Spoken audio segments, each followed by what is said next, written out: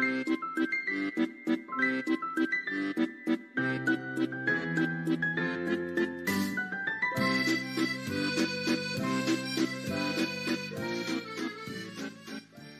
semuanya, selamat datang kembali di channel Mami Chloe dengan aku Marisha Utasoid dan ada Papi di sini, Romano Simanjuntak dengan kami keluarga Simanjuntak. Sebelumnya aku mau ngucapin terima kasih banyak untuk kalian yang baru bergabung di channel ini, yang sudah subscribe di channel ini, terima kasih banyak. Setelah kita lihat dari komen-komennya, ternyata banyak orang yang tertarik bagaimana cara membeli rumah di Denmark. Nah, hari ini di video kali ini seperti yang udah kalian lihat di judul, kita mau bahas ada 3 poin yang mau kita bahas di sini. Yang pertama adalah bagaimana persyaratan untuk bisa membeli rumah di Denmark, yang kedua bagaimana prosesnya, dan yang ketiga apa yang harus kita hindari pada saat kita memilih rumah di Denmark. Sekarang kita mau bahas poin yang pertama, bagaimana persyaratannya untuk bisa membeli rumah di Denmark. Yang pertama, kita perlu punya CPR number atau nomor registrasi di Denmark.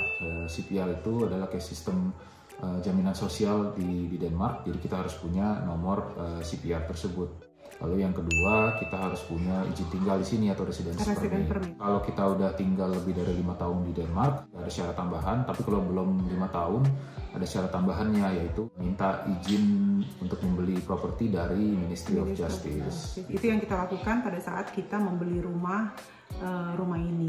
Selanjutnya, setelah punya CPR, punya resident permit, kita harus punya pekerjaan. Iya dong, karena kalau nggak punya pekerjaan kan pasti susah banget ya, ngapain juga kita mau beli rumah di sini.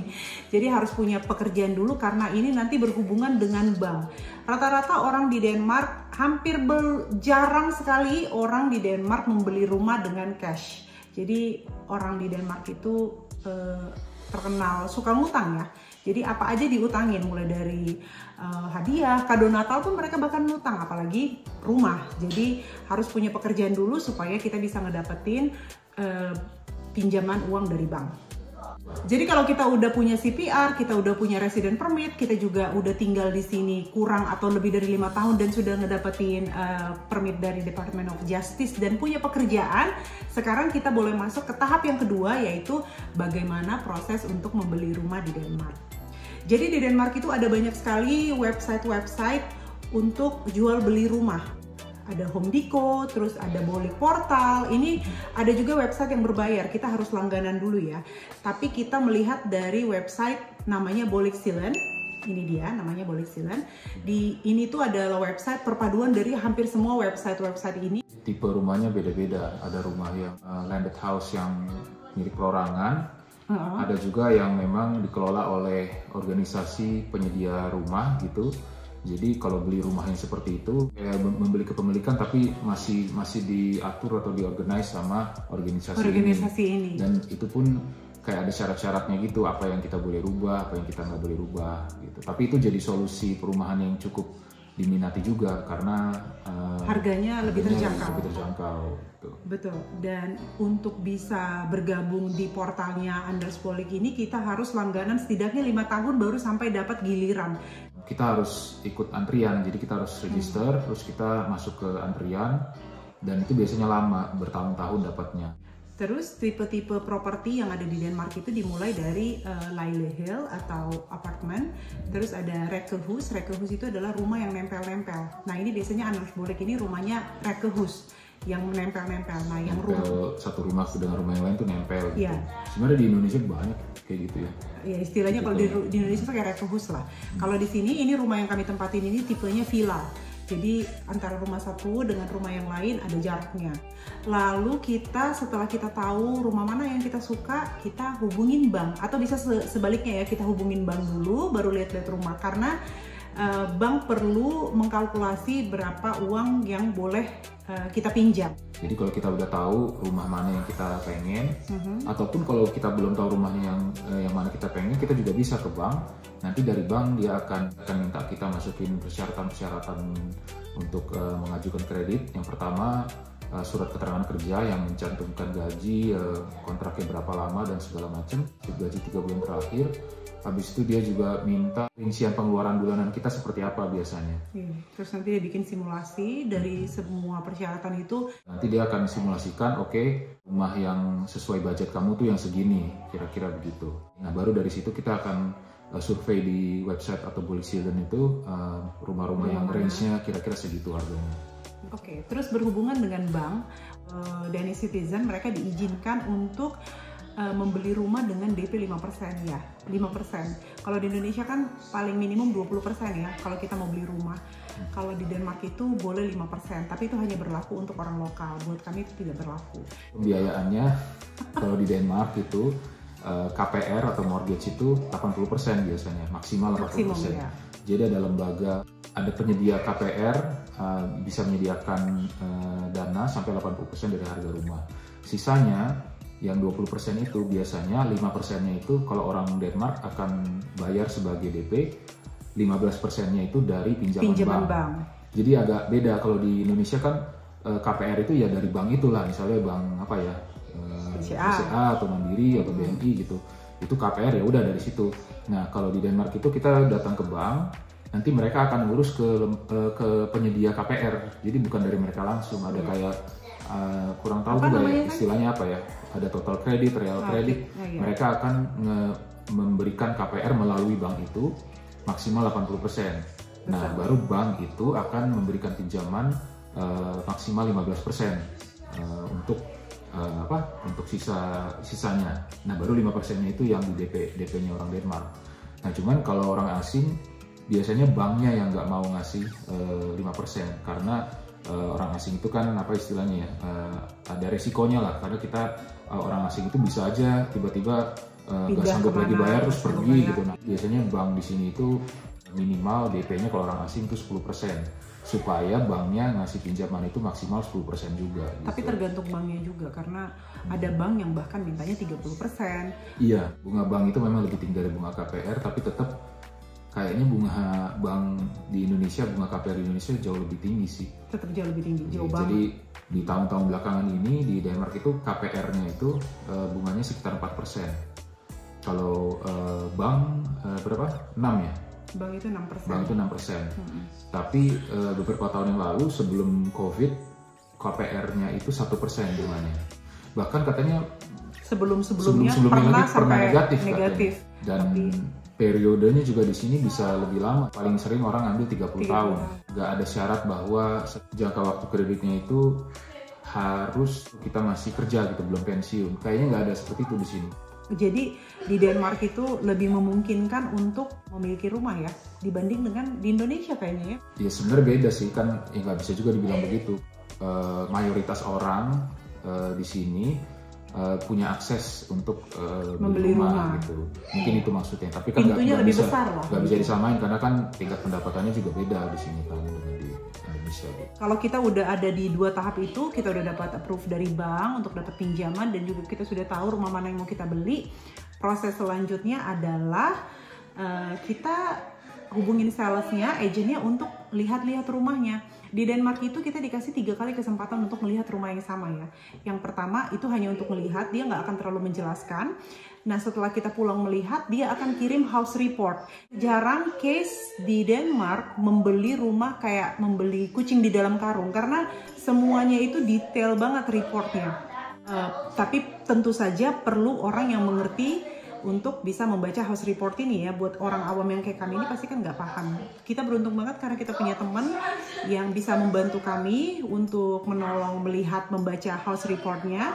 Tapi kalau misalnya kalian ada kesempatan pindah ke Denmark dan pengen membeli rumah di Denmark, nggak tahu gimana siapa yang mau dihubungin, di sini juga ada jasa orang untuk melihat rumah ya. Apa namanya sayang istilahnya? Kogersmegler, jadi makelarnya pembeli istilahnya. Yang merepresentasikan kepentingannya pembeli. Kalau sales agent itu kan merepresentasikan kepentingannya penjual. Nah, jadi kalau kita mau pakai jasanya Kogersmegler ini juga bisa. Nanti dia akan representasikan untuk misalnya survei rumahnya, terus negosiasi, ini atapnya udah lama, ini mau rusak loh, ini gini, harganya kayaknya terlalu mahal misalnya gitu. Nah itu dia juga bisa jadi orang yang nawar ya. Dia bisa nawar. Di Denmark itu orang kalau mau jual rumah wajib untuk panggil surveyor gitu untuk memeriksa kondisi rumahnya bagaimana. Jadi nanti laporannya lengkap itu. Mulai dari pintu-pintunya apakah ada yang bahaya, ada yang rusak, atapnya ada yang rusak, ada yang bocor, kamar mandinya bocor apa enggak, marmer apa tegelnya, keramiknya ada yang rusak apa enggak, semuanya ditandain itu. Statusnya merah, kuning atau hijau. Kalau merah itu adalah yang kira-kira perlu diganti secepatnya atau perlu diperbaiki secepatnya. Nah, dengan adanya laporan ini, pembeli itu ya betul kayak kata Mami, nggak membeli kucing dalam karung. Jadi kita pun tahu mana kondisi rumah ini yang kita harus benerin dalam waktu dekat, kita tahu. Ada juga laporan instalasi listrik. Sama, nanti ada laporan resmi juga instalasi listriknya memadai apa enggak, sesuai legalitas apa enggak, yang mana yang perlu diperbaiki, mana yang berbahaya, itu semua ada di laporan itu. Jadi itu pertimbangan untuk calon pembelinya juga. Dan 2 laporan ini nanti akan dijelaskan juga, itu dipakai untuk pada saat kita apply asuransi. Karena jadi, rumah itu wajib semua di sini properti wajib diasuransikan ya, karena bank nggak akan mau pinjemin uang kalau rumah nggak diasuransikan. Itu kelihatannya kalau ini sih karena pakai KPR, jadi bank yang mewajibkan harus pakai asuransi. Tapi karena semuanya KPR di sini, jadi ya hampir semuanya pasti punya asuransi rumah. Ngomong-ngomong soal asuransi, ini jadi agak loncat sedikit, jadi mau cerita soal asuransi sedikit. Asuransi yang kita perlu beli itu ada beberapa jenis ya. Di sini ada yang namanya Hausversicherung atau house insurance, itu untuk mengcover bangunan, mengcover atapnya bocor, mengcover misalnya jendelanya pecah, atau hal-hal yang berkaitan dengan bangunan rumah gitu. Terus ada juga Inboversicherung. Inbo itu isinya rumah, misalnya laptopnya dicuri misalnya, atau TV jatuh rusak, nah itu Inbo. Dan ini kejadiannya nggak harus di rumah ya, misalnya ini terjadi pada saat kita lagi travel kemana, terus barang kita dicuri, kita bisa klaim ke asuransi di Inboversicherung ini. Jadi selain Hausversicherung dan Inboversicherung, ada juga namanya Unfallversicherung atau accident insurance, itu buat cover kita kalau kita kecelakaan. Itu biasanya juga bisa sepaket sama asuransi yang lainnya. Jadi bisa dari satu penyedia asuransi yang sama, dia nyediain asuransi rumah, asuransi isi rumah, asuransi kecelakaan. Ada juga namanya Reiseversicherung, asuransi perjalanan. Kalau kita jalan-jalan atau travel kemana itu juga bisa di cover gitu. Dan kalau punya mobil juga bisa juga dimasukin dari penyedia asuransi yang sama. Mungkin dia bisa kasih harga yang bagus kalau semuanya dari asuransi yang sama. Balik lagi prosesnya setelah udah lihat reportnya, terus udah negosiasi dengan bank, kita bisa, kalau kita putuskan mau lihat lagi boleh, kata Mami tadi kan bisa sampai 3 kali. Bisa sampai 3 kali. Untuk melihat rumahnya, kalau udah oke, bisa ngomong sama salesnya, nanti disiapkan surat kontrak jual beli. Pada saat kita sudah bilang kita mau sama agennya langsung minta, kamu sudah punya lawyer, sudah punya bank, jadi agent, lawyer, bank, mereka bertiga akan saling berhubungan.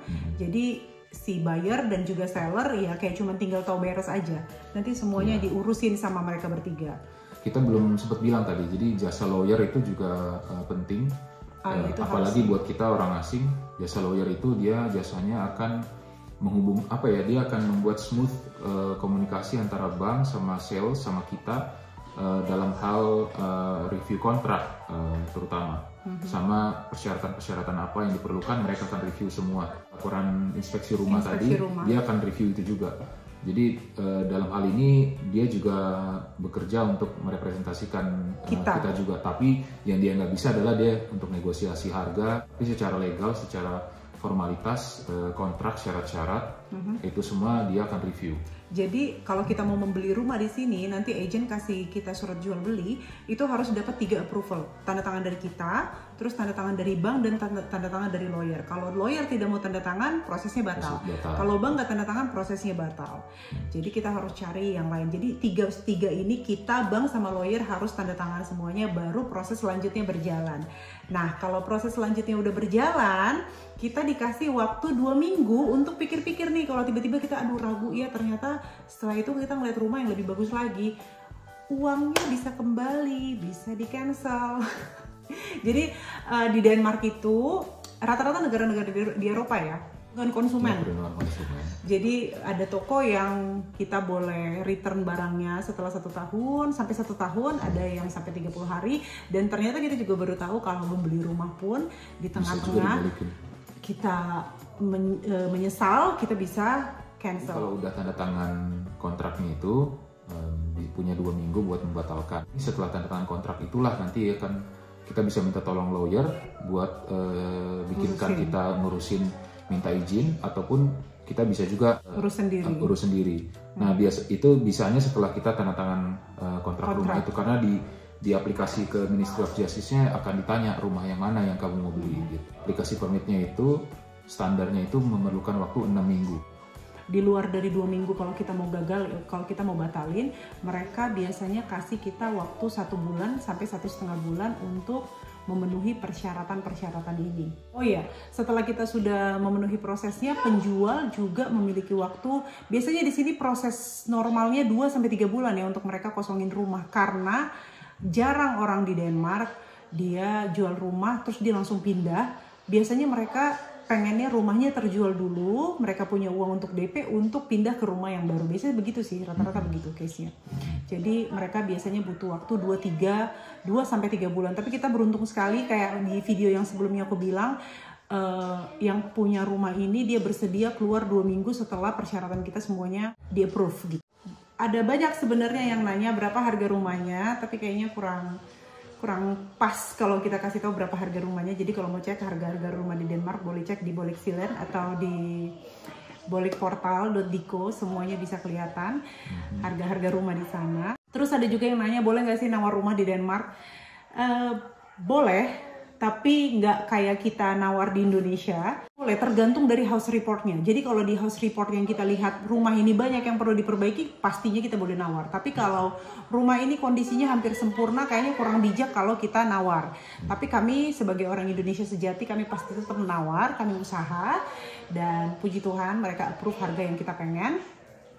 Tapi memang waktu kita tanya sama orang Denmark sendiri, ya bolehlah kalau kamu mau nawar, jangan lebih dari 1-2% dari harga rumah. Jadi sedikit sekali memang nawarnya, tapi ya boleh dicoba kalau memang mau menawar. Oke, kayaknya kita udah bahas semuanya bagaimana proses membeli rumah di Denmark. Sekarang kita mau bahas hal-hal yang perlu kita ketahui ketika kita mau membeli rumah di Denmark. Sebenarnya sama dengan di Indonesia atau dimanapun, kalau mau beli rumah ya itu kayak di daerah itu penting ya. Lokasi itu kan, daerah itu penting. Kita juga pay attention itu karena di kota-kota di Eropa itu biasanya ada daerah yang mereka sebutnya daerah parallel society. Jadi kayak daerah yang ada orang yang bukan orang aslinya di sini. Mereka nggak mingle, bikin komunitasnya sendiri gitu. Nah itu kayak gitu biasanya itu jadi kayak dikasih special attention sama pemerintah. Nah di daerah-daerah seperti itu sayangnya jadinya pasarnya kurang bagus, kurang liquid juga. Terus terang kita lihat ada beberapa rumah yang di daerah yang kelihatannya daerah dekat dengan parallel society itu, dia rumah-rumahnya sudah ada di market udah lama banget, udah berbulan-bulan, ada yang udah setahun belum kejual gitu. Jadi kita berpikir karena toh kita di sini kita nggak tahu akan selama apa, kalau bisa ya kita cari rumah yang kira-kira lumayan liquid juga lah, kalau sampai ada apa-apa kita perlu lepas rumahnya gitu. Daerah ini cukup meminati lah gitu. Rumah yang ini dia itu baru keluar di portal itu Boligsilen itu, jadi baru beberapa hari mungkin ya kita udah kontak dan kita udah survei rumahnya. Seminggu udah 5 orang udah ada 4 atau 5 yang lihat gitu. Jadi kan ya cukup menunjukkan bahwa oke, berarti mudah-mudahan cukup liquid gitu. Terus hal berikutnya yang perlu kita ketahui ketika kita membeli rumah di Denmark adalah energi rumah ini. Konsumsi energi maksudnya. Iya. Dan itu akan tertulis ya di house reportnya. Rumah ini konsumsi energinya di C. Biasanya kalau kita mau beli rumah yang di A itu biasanya rumah-rumah yang baru dan harganya udah sangat-sangat amat melambung tinggi. Tapi nggak direkomendasikan sekali kalau kita membeli rumah di energi E atau G, karena harga rumahnya pun mungkin terjangkau, tapi kita bayar listriknya pasti bakal jor-joran ya sayangnya. Bukan cuma listrik, penghangat juga, pemanas. Kalau lihat di iklan rumah yang dijual di Boligsilen atau dimanapun, kayak kata Mami tadi ada rating energy consumption-nya apa, A, B, C, D, E, F gitu kan, sampai G. Itu menunjukkan ya itu konsumsinya efisien apa enggak, dan itu juga menunjukkan rumah itu isolasinya masih bagus atau bagus apa enggak.